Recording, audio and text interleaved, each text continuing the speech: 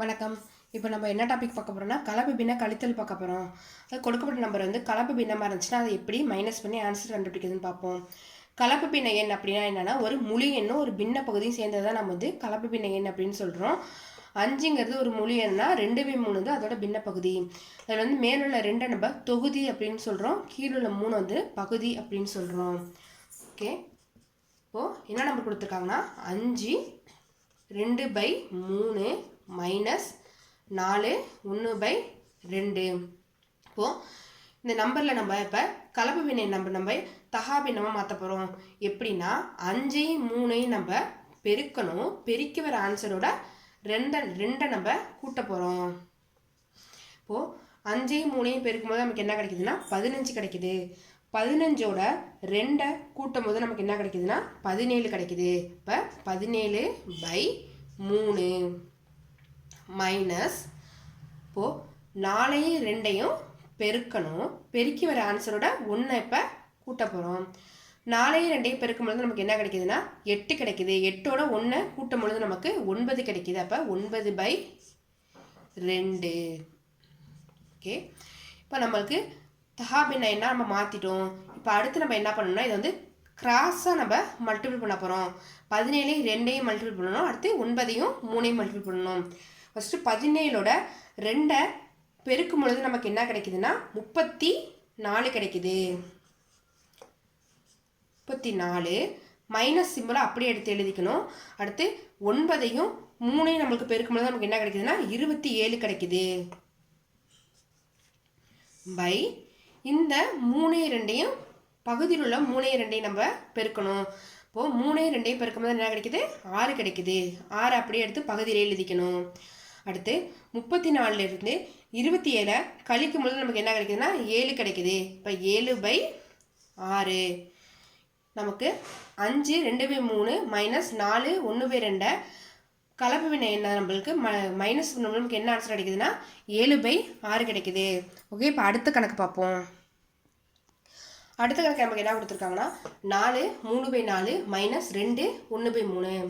இப்போது 4 3/4 மைனஸ் 2 1/3. நம்ம என்ன பார்த்தோம், ஃபஸ்ட்டு 4ஐயும் 4ஐயும் பெருக்கணும், பெருக்கி வர ஆன்சரோட 3 கூட்ட போகிறோம். 4ஐயும் 4ஐயும் பெருக்கும்போது நமக்கு 16 கிடைக்குது. 16ஓட 3 கூட்டும் போது நமக்கு 19 கிடைக்குது. 19/4. இந்த மைனஸ் சிம்பிளை இங்கே எடுத்து எழுதிக்கிறோம். அடுத்து 2ஐயும் 3ஐயும் பெருக்கணும், பெருக்கி வர ஆன்சரோட 1 கூட்ட போகிறோம். 2ஐயும் 3ஐயும் பெருக்கும்போது நமக்கு 6 கிடைக்குது. 6ஓட 1 கூட்டும் பொழுது நமக்கு 7 கிடைக்குது. அப்போ 7 பகுதியில் என்ன இருக்குது 3. அப்போ அப்படியே எடுத்து எழுதிக்கிறோம். அடுத்து இங்கே நம்ம இதை மறுபடியும் அதே மாதிரி கிராஸாக மல்டிபிள் பண்ணணும். 19ஐயும் 3ஐயும் மல்டிபிள் பண்ணணும். 19ஐயும் 3ஐயும் நம்ம மல்டிபிள் பண்ணும்போது நமக்கு என்ன கிடைக்குதுன்னா 19 × 3 வந்து 57. 57 கிடைக்குது. மைனஸ் சிம்பிள் அப்படியே எடுத்து எழுதிக்கணும். அடுத்து 7ஐயும் 4ஐயும் மல்டிபிள் பண்ணணும். 7ஐயும் 4ஐயும் மல்டிபிள் பண்ணாமல் நமக்கு 28 கிடைக்குது. 28 கிடைக்குது. 28 பை இங்கே பகுதியில் உள்ள 2ஐயும் நம்ம பெருக்கி இங்கே எழுத போகிறோம். பகுதியில் என்ன இருக்குது 4ம் 3 இருக்குது. 4ஐயும் 3ஐயும் பெருக்கும்போது நமக்கு 12 கிடைக்குது. அதை எடுத்து இங்கே எழுதிக்கணும். ஓகே, இப்போ 57 மைனஸ் 28 இருக்குது.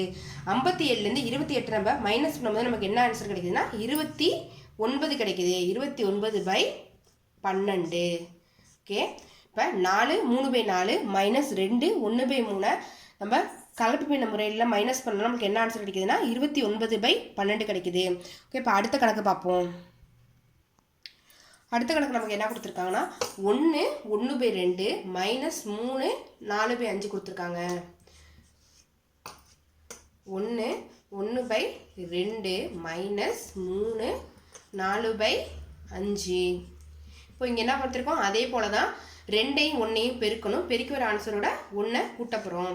2ஐயும் 1ஐயும் பெருக்கும்போது நமக்கு என்ன கிடைக்குதுன்னா 2 கிடைக்குது. 2ஓட 2 கிடைக்குது. 2ஓட 1 கூட்டும் போது நமக்கு இங்கே 3 கிடைக்குது. பை இந்த பகுதியில் உள்ள 2 எடுத்து அப்படியே எடுத்து எழுதிக்கணும். மைனஸ் இங்கேயும் அதே போல தான் 5ஐயும் 3ஐயும் பெருக்கணும், பெருக்கி வர ஆன்சரோட 4 கூட்ட போகிறோம். 5ஐயும் 3ஐயும் பெருக்கும்போது நமக்கு 15 கிடைக்குது. 15ஓட 4 கூட்டும் போது 5 3 பெருக்கும்போது 15 கிடைக்குது. 15ஓட 4 கூட்டும் போது நமக்கு 19 கிடைக்குது. 19/5. ஓகே, இப்போ அதே போல் தான் அடுத்து என்ன ஸ்டெப்பு, நம்ம இதை கிராஸாக மல்டிபிள் பண்ண போகிறோம். அது 5ஐயும் 3ஐயும் பெருக்கணும். அடுத்து 19ஐயும் 2ஐயும் பெருக்க போகிறோம். 5ஐயும் 3ஐயும் பெருக்கும்போது நமக்கு என்ன கிடைக்குதுன்னா 15 கிடைக்குது. 5 × 3 15 மைனஸ் 19 2ஆல் பெருக்கணும். 19 2ஆல் பெருக்கும்போது நமக்கு என்ன கிடைக்குதுன்னா 38 கிடைக்குது. 38 பை இங்கே பகுதியில் உள்ள 2ஐயும் பெருக்கி இங்கே எழுத போகிறோம். பகுதியில் என்ன இருக்குது, இங்கே 5 இருக்குது, இங்கே 2 இருக்குது. 2ஐயும் 5ஐயும் பெருக்கும்போது நமக்கு என்ன கிடைக்குது, 10 கிடைக்குது. அதை அதே போல் பகுதியில் எழுதிக்கணும். ஓகே, இப்போ நல்லா இதை பாருங்கள். இங்கே 15 இருக்குது, மைனஸ் 38 இருக்குது. மைனஸ் இருக்கிறதுனால இது நம்ம கழிக்க போகிறோம். அப்போ 38லேருந்து 15 கழிச்சோம்னா நம்மளுக்கு என்ன ஆன்சர் கிடைக்குதுன்னா 23 கிடைக்குது. 23 பகுதியில் உள்ள 10 இங்கே அப்படியே எடுத்து எழுதிக்கிறோம். அடுத்து இப்போது நமக்கு இங்கே என்ன பெரிய நம்பருக்கு முன்னாடி என்ன சிம்பிள் இருக்குன்னு பார்க்கணும். இதில் பெரிய நம்பர் எது, 38. 38க்கு முன்னாடி என்ன சிம்பிள் இருக்குது, மைனஸ் இருக்குது. இங்கே எந்த சிம்பிளும் இல்லைன்னா இங்கே வந்து ப்ளஸ் இருக்கிறதா அர்த்தம். அப்போ நம்மளுக்கு பெரிய நம்பருக்கு முன்னாடி என்ன சிம்பிள் இருக்கோ அதுதான் நம்ம ஆன்சரில் எடுத்து எழுதணும். பெரிய நம்பருக்கு முன்னாடி மைனஸ் சிம்பிள் இருக்கிறதுனால மைனஸ் வந்து ஆன்சரில் எடுத்து எழுதணும். அப்போ மைனஸ் 23/10. இப்போ 1/2 மைனஸ் 3 4/5 கலப்பு நம்ம மைனஸ் பண்ணோம்னா நம்மளுக்கு என்ன ஆன்சர் கிடைக்குதுன்னா மைனஸ் 23/10 கிடைக்குது. ஓகே, நன்றி.